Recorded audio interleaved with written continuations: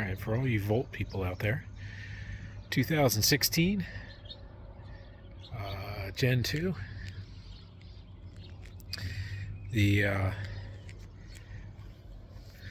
This particular car, we've had both of these since brand new. I've had other ones as well, but owned this since brand new. It was totaled in a deer strike, rebuilt it, so it's on it's our title, 167,000 miles. And as soon as the recall came out, I started getting the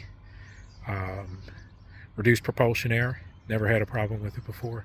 So the battery electronic control module, the BECM, that is so famous with these, mine has failed. For the last 3 weeks, I've been able to reset it with a code reader, but this morning it's done. It's a hard code and will not clear.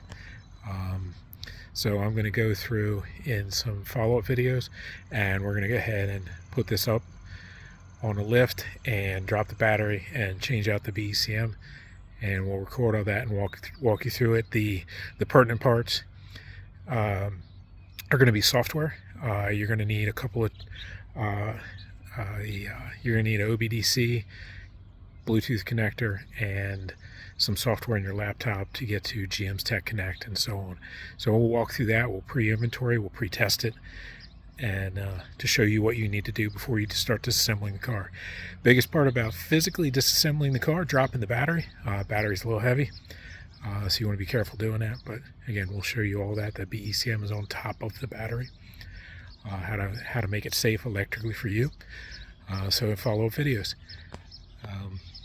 Outside of that, man, 167,000 miles. Come on, man. I just finished this thing.